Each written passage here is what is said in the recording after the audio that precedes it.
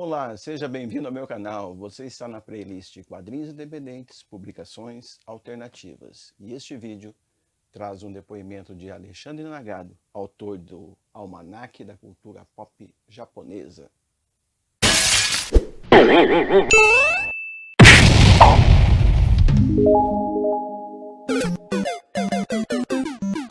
Muito bem, antes de continuarmos, se você ainda não é inscrito neste canal e está visitando pela primeira vez, se inscreva, participe das nossas discussões sobre histórias em quadrinhos, deixe aí seu like, compartilhe, e se você está voltando depois de ter assistido outros vídeos, muito obrigado, continue assistindo os nossos vídeos e participando das nossas discussões sobre histórias em quadrinhos. O vídeo de hoje traz um depoimento do quadrinista e editor, pesquisador de histórias em quadrinhos, especialmente mangás, Alexandre Nagado. Se você não viu ainda um vídeo que tem aqui no canal, vou deixar o link aqui com o Arthur Garcia, dá uma assistida, assiste antes, porque o Arthur fala bastante sobre a produção do Alexandre Nagado, assim você já vem para este vídeo com outras informações sobre este grande autor brasileiro de histórias em quadrinhos. O Nagado é um conhecido de longa data, eu conheço ele há muito tempo, e sempre muito gentil, sempre muito atencioso, um baita de um escritor. Ele tem escrito desde os anos 90, ele vai comentar sobre isso para revistas como Herói Gold e Herói. A compilação de artigos dele que formam este livro, ele vai falar da trajetória de como esse livro foi organizado, e é muito legal. Então vamos lá. Com vocês o depoimento do Alexandre Nagado. Oi pessoal, tudo bem? Aqui é Alexandre Nagado, eu estou gravando um depoimento a pedido do meu amigo Eloir Pacheco, para falar um pouco de um trabalho meu que foi bastante significativo para mim. Bom, eu tenho, desde criança, eu sempre li muito quadrinhos, gostei de desenhos animados, seriados, gostava muito de super-heróis, principalmente os seriados e desenhos japoneses e tal, né? Isso aí me incentivou a querer trabalhar com desenho um dia, né? Meu sonho era trabalhar com quadrinhos, né, quando crescesse. Aí na minha adolescência eu fui estudar desenho com o professor Ismael dos Santos, já falecido, né, da escolinha Núcleo de Arte, e lá eu tive meus primeiros contatos com o mundo profissional. Aí com 17 anos mais ou menos, final do colegial, eu comecei a trabalhar com cartoons, com charges e pequenos trabalhos de ilustração, trabalhei um pouco em agência de publicidade. E aí, em 90, eu tinha 19 anos, eu comecei a publicar roteiro na Editora Abril. Era a revistinha do Jaspion, eu fiz alguns quadrinhos do Flashman, por exemplo, Changeman, Maskman, publiquei algumas coisas na Ebal também envolvendo adaptações de seriados japoneses, né, como Charivan, Machine Man, Gogol Five. Eu sempre fui muito envolvido com esse tipo de personagem. Depois, na Editora Scala, isso em 93 para 94, eu comecei a produzir roteiros para a revistinha Street Fighter, o quadrinho oficial do Street Fighter no Brasil. Fiquei um bom tempo produzindo esse material, né? Geralmente em parceria com o Arthur Garcia desenhando. E, enfim, construí uma vida de trabalho na área de quadrinhos, né? Publiquei também na Trama, na Via Lettera, fiz muita coisa de material institucional, quadrinhos educativos, quadrinhos para empresas, para alguns órgãos do governo. Então sempre foi uma atividade que marcou muito por vários anos na minha vida.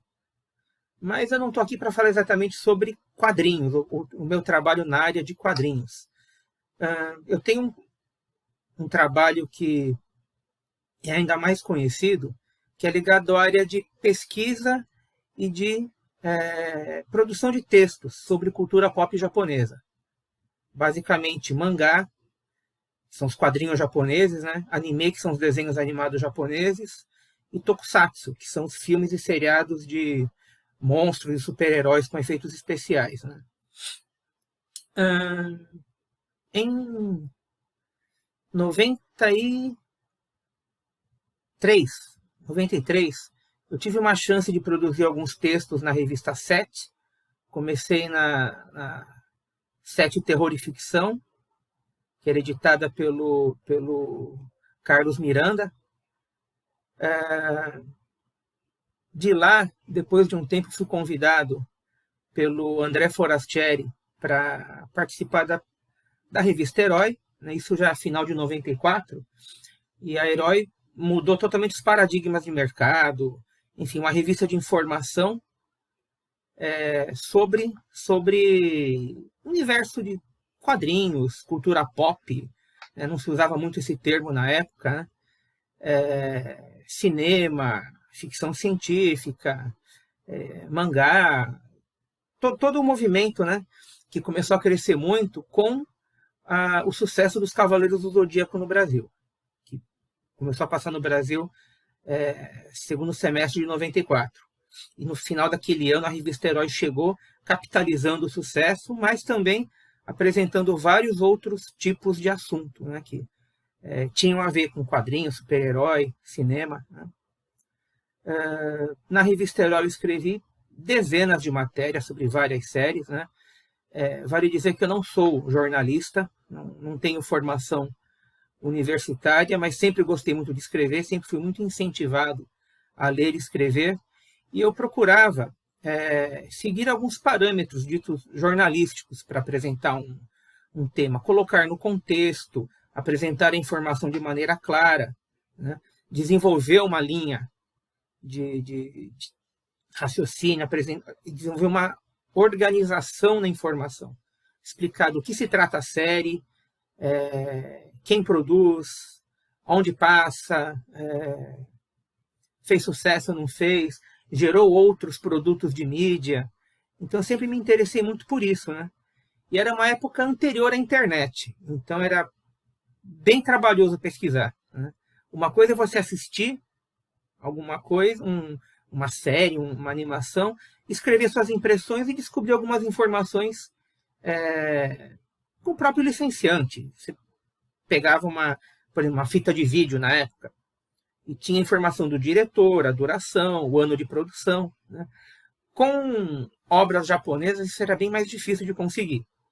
Não havia muitas referências em inglês, então eu tinha que comprar livros japoneses, revistas japonesas, importar, né, material, pedir ajuda para amigos que entendiam japonês melhor, para professor de japonês eu cheguei a levar várias vezes, para ele traduzir nomes de artistas, traduzir fichas técnicas, né, para eu saber quem era o roteirista da série, quem era o diretor, quem havia composto a trilha sonora, nome dos atores principais, pelo menos, né? Isso aí é uma coisa que eu achava legal em revistas de vídeo. Eu via que isso era uma informação comum em livros japoneses voltados a séries. E eu queria trazer um pouco esse tipo de conteúdo para o Brasil. Então eu me preocupava muito com isso, né? Em divulgar, em falar sobre as pessoas que trabalhavam nos bastidores e as pessoas que trabalham em frente às câmeras também, no caso de séries live action, tokusatsu. Isso aí eu não tinha muita noção na época, mas estava dando origem ao trabalho que a gente fazia, né? Eu digo a gente, o André Forastieri, o Marcelo Del Greco, o Odair Braz Jr., todo o pessoal da redação da Herói, outros que vieram depois, né? Como a Ricardo Matsumoto, Renato Villegas, Iderli, o Cássius, Ricardo Cruz, enfim. Informação a proposta de passar informação para o público, tratando o público com seriedade, né? Eu lembro que eu via muito revistas de vídeo, né, antes de trabalhar na área. As revistas de vídeo geralmente davam uma atenção muito superficial para produções japonesas. Às vezes não constava nome de quem produziu, quem fez, nada. Muitas vezes tratava com desdém, claramente às vezes mostrando que o crítico não havia assistido a série, e só coisas genéricas, né? Mas naquela época, você não tinha muito aonde buscar informação, né? de bastidores, uma informação que tratasse aquilo como alguma coisa séria. Que para o público era sério. Obviamente, para um adulto lidando com cinema de Hollywood, parecia brincadeira falar de desenhos animados ou séries infantis. Mas para a garotada não era. E a gente tratava a garotada com seriedade. Né? Por mais que a gente usasse brincadeira, enfim, bom humor, mas a informação era tratada com muita seriedade e o público percebeu isso. Tanto que surgiram várias imitações da Herói, nenhuma conseguiu se manter. Então, participei de quase todas as versões, encarnações da revista Herói, publiquei várias coisas, né? Depois da Herói, veio a revista Henshin, pela JBC, que foi editada pelo Marcelo Del Greco, que havia saído lá da editora Conrad. Ele montou a revista Henshin, me chamou para colaborar, eu colaborei com vários artigos, ajudei a montar o primeiro site da revista Henshin e tal. Depois veio o projeto Omelete, que eu participei dos primeiros anos, né? Lá diversificando um pouco, falando um pouco de produções não japonesas, falando sobre livros de cultura pop. Então eu fui diversificando. Em 2007,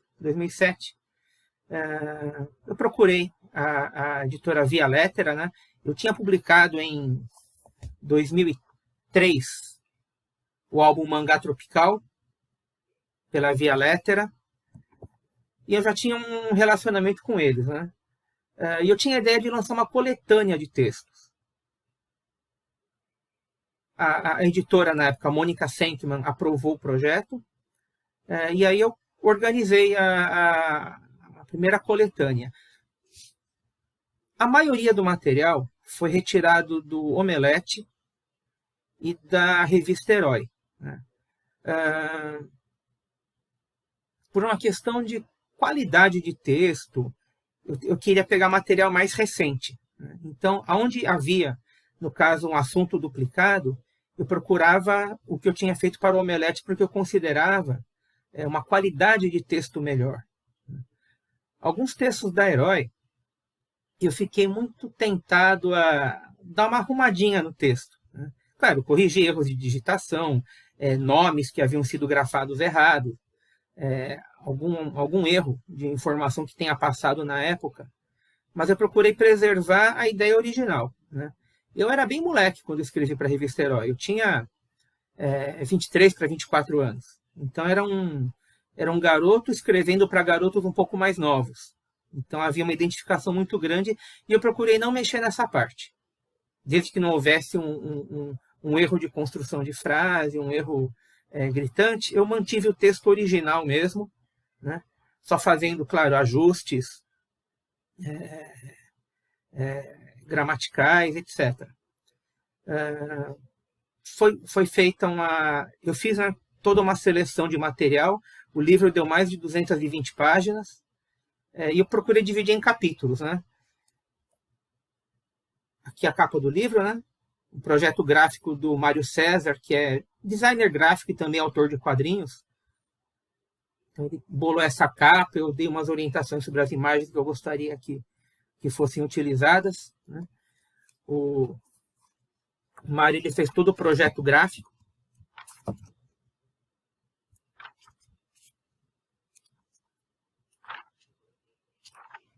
E aqui está uma boa parte da minha produção de matérias, né? Da revista Herói, Omelete, Henshin, né? Eu falei com todos os editores, todos foram muito bacanas em liberar material. Em alguns casos não, em várias matérias, foi colocada uma nota de rodapé no final para colocar mais não sei se dá para ver aqui, nota do autor, informando algumas coisas relevantes sobre aquela produção que aconteceram entre a publicação original, às vezes em 96, 97, e a publicação do livro, como eu falei, foi em 2007. Então foi feita atualização de contexto. Depois, aí já pulando para 2016, eu tive contato com o senhor Vanderlei Sadraque, da editora Quimera, contato feito através do meu amigo Tibúrcio, né, quadrinista Tibúrcio, para que se fizesse uma nova versão, aliás, uma segunda edição, né, do Almanac. Ele se empolgou com a ideia, me deu liberdade de ampliar um pouco, né? Então a segunda edição do Almanac da Cultura Pop Japonesa tem capa dura e tem algumas matérias a mais. Eu acabei incluindo um material que eu produzi para o portal UOL por volta de 2015, então ele é bem mais atualizado, né? Foi feita atualização gramatical, porque a primeira edição foi antes da reforma ortográfica e a segunda depois. Então foi feita toda uma atualização. E ficou um material de referência, né? Dividido nos temas, né?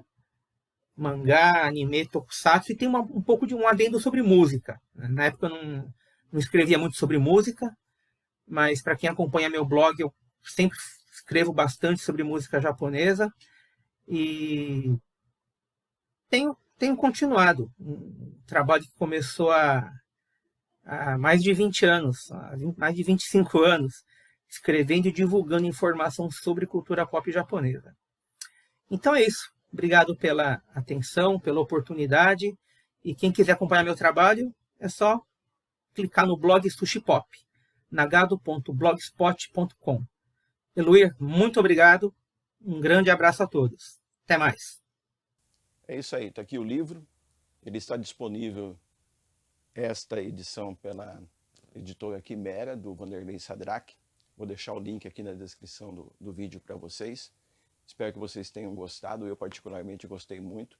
Esse tipo de registro para mim, como historiador, como quadrinista, é muito importante, porque a gente vai deixando informações para que outros pesquisadores, outros interessados em histórias em quadrinhos possam ir descobrindo, ir tendo material para as suas pesquisas e conhecendo um pouco da produção das histórias em quadrinhos no Brasil, que é muito vasta.